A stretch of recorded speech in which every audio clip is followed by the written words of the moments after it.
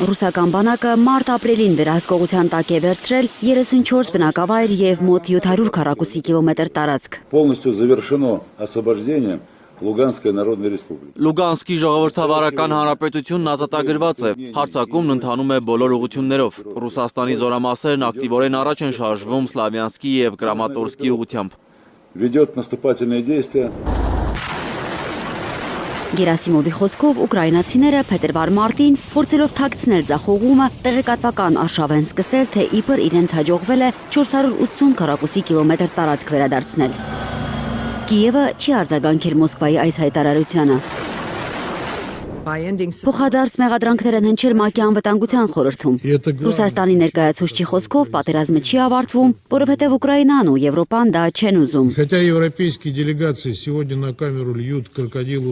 Մինչ եվրոպական պատվիրակությունները տեսախցիկների առաջ կոկորդիլոսի արցունքներ են թափում իրենց բազմաթիվ դժվարությունների և մարտահրավերների մասին, անցած շաբաթավերջին Բելգիայի զինված ուժերի գլխավոր շտաբի պետ Ֆրեդերիկ Ռենսոնը հայտարարում է, որ Ուկրաինան ժամանակ է ձգձգում, որպեսզի եվրոպական երկրները կարողանան պատրաստվել Ռուսաստանի դեմ պատերազմի։ Ահա թե ինչու են Կիևին վճարում և վարկեր տալիս։ Սովորական ուկրաինացիները թնդանոթի միս են։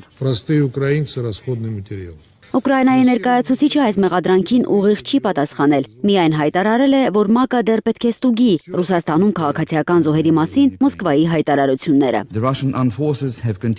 Ռուսաստանի զինված ուժերը շարունակում են միտումնավոր և համակարգված հարձակվել Ուկրաինայի քաղաքացիական բնակչության և քաղաքացիական կարևորագույն ենթակառուցվածքների վրա։ Օգտագործելով բալիստիկ և թևավոր հրթիռներ, կառավարվող ռումբեր, բազմակի արձակման հրթիռային համակարգեր և մահացու շահետ անօդաչու թռչող սարքեր, ինչը հանգեցնում է զգալի զոհերի և ավերածությունների։ Ռուսական անօդաչու թռչող սարքերը որսում են քաղաքացիական անձանց, ինչպես դաժան տեսախաղերում։ Այս հայտարարությանը հաջորդած հարցազրույցում Ուկրաինայի նախագահը հպարտությամբ խոսել է ուկրաինական բանակի հզորության մասին, ներկայացրել Ուկրաինայի նոր սերնդի զինանոցը, հատկապես Made in Ukraine սպառազինությունը։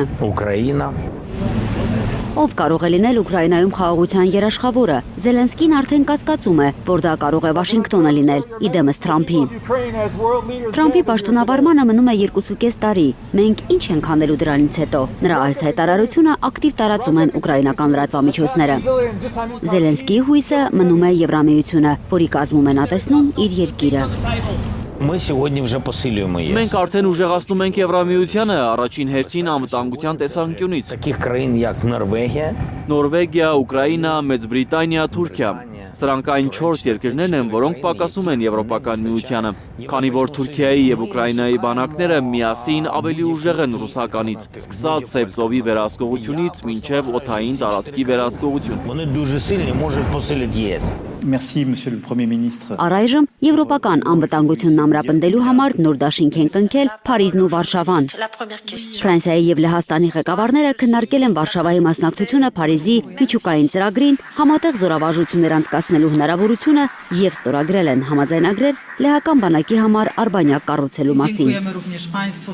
Ծովինար Բարխուդարյան, Անի Ղանդիլյան, Հայլուր։